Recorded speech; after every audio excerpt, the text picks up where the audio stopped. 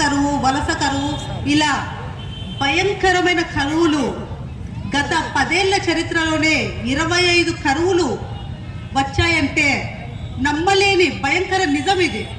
ఇప్పటికీ మనం మన రాయలసీమ ప్రాంతంలో కనుక చూసుకుంటే వర్షాల కోసం రైతులు దీనంగా ఆకాశం వైపు చూసే నిలబడతారు.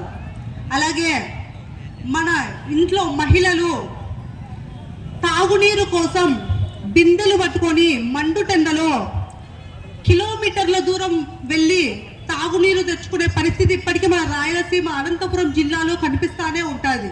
అలాగే బీటలు వారిన పొలాలు, పంట కాలువల్లో నీరు పారుదల లేక చెత్తా చెదారంతో నిండి ఎండిపోయిన పంట కాలువలు, బక్క చిక్కిన పశు పక్షాదులు ఇవి కనిపిస్తూ ఉంటాయి. ఇప్పటికీ మన రాయలసీమ దర్శనం ఇస్తూ ఉంటాయి. వీటికి ప్రకృతి ఒక వంతు కారణమైతే పాలకులు కూడా మరో వంతు కారణం.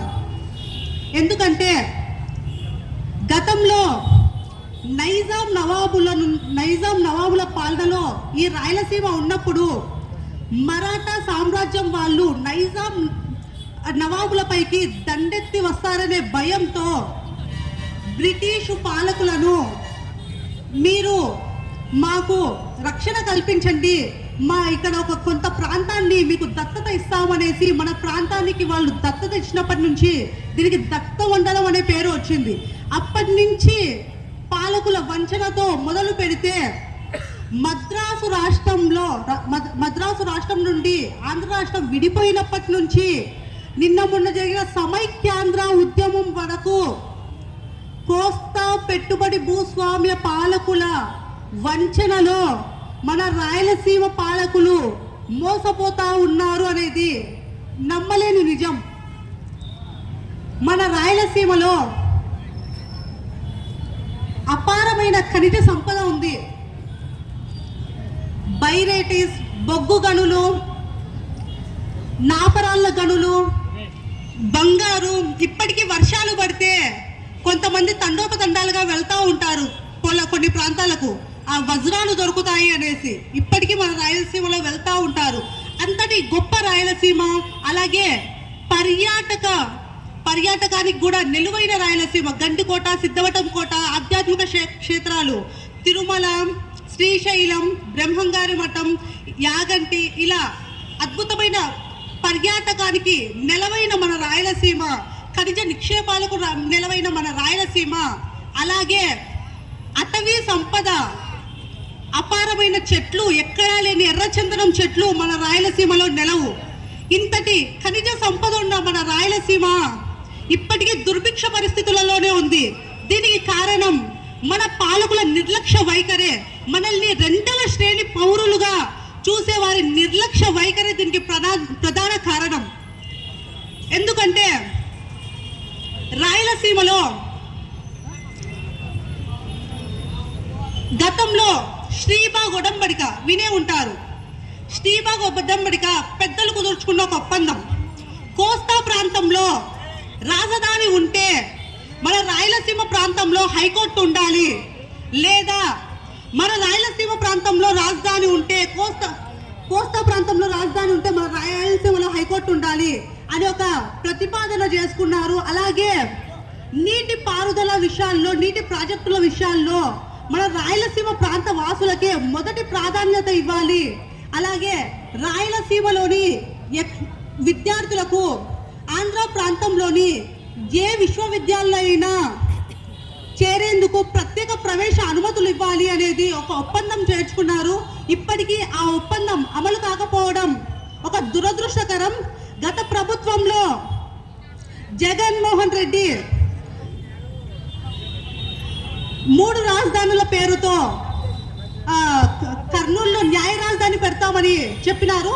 దీనికి రాయలసీమలో అంతో ఇంతో హర్షాతిరేకాలు వ్యక్తమైనాయి. కానీ ఇది ఆయన రాజకీయ పరిస్థితుల్లో మరి ఏదానికి ఆయన టైం లిమిట్ అయిపోయి అది అట్లే మరుగున పడిపోయింది. అట్లా రాయలసీమలో ఉన్న ముఖ్యమంత్రులలో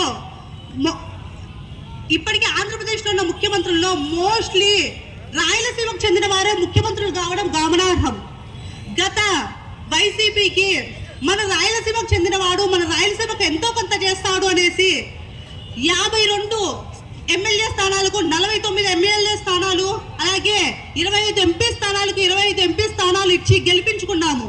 అలాగే ప్రస్తుత ప్రభుత్వంలో ఎక్కడా లేని ఎప్పుడూ లేని కనీ విని ఎరుగని రీతిలో మన రాయలసీమలో టీడీపీ ఎన్డీఏ కూటమికి అత్యధిక మెజార్టీ ఇచ్చి గెలిపించుకున్నాము. కానీ ఏం చేసినారు? మన రాయలసీమకు పూచిక పుల్లంతైనా అభివృద్ధి చేయలేదు. కడప స్టీల్ ఫ్యాక్టరీ ఉంది.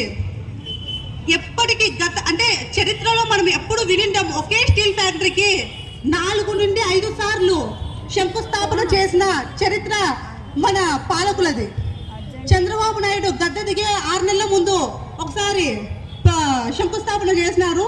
తర్వాత జగన్మోహన్ రెడ్డి గద్దె ఎక్కినాక 6 నెలల ముందు 6 నెలల తర్వాత ఒకసారి శంకుస్థాపన చేసినారు. మొన్న ఈ మధ్య రీసెంట్లీ కన్యతీర్థం దగ్గర ఒకసారి శంకుస్థాపన చేసినారు. వాళ్ళు రావడం 4 రాళ్ళు వేసిపోవడం, తర్వాత ఆ శిలా ఫలకాలు ఏర్పాటు చేయడం, అది కట్టింది లేదు, ఇప్పటికి అయ్యింది లేదు. ఇప్పటికీ ఆ శిలా ఫలకాలు, అక్కడ నిర్మించిన శిలా ఫలకాలు మా నిరుద్యోగుల పాలిట సమాధి రాళ్ళగా మమ్మల్ని వెక్కిరిస్తా ఉన్నాయి. అలాగే కొప్పర్తి, కడపలో కొప్పర్తి పారిశ్రామిక వాడ అభివృద్ధి చేస్తాము, డెక్సాన్ కంపెనీతో ఒప్పందం చేర్చుకున్నాము, దేశ విదేశాల నుండి పెట్టుబడులు పెడతారు అని చెప్పారు జగన్మోహన్ రెడ్డి గారు. కానీ ఆయన పాలన టైం కూడా అయిపోయింది. ఇప్పటికీ ఆ కొప్పర్తి రోడ్లు వేశారు, ఆ బిల్డింగులు కట్టారు, కానీ అక్కడ ఎటువంటి పరిశ్రమలు నిర్మించలేదు.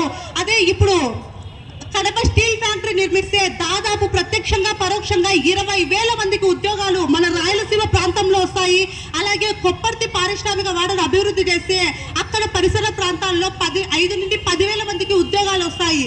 ఇప్పుడు మన రాయలసీమలో చూస్తా ఉంటే దాదాపు పల్లెల్లో 10 ఇళ్ళకొకరు వలస వెళ్తా ఉన్నారు. కువైట్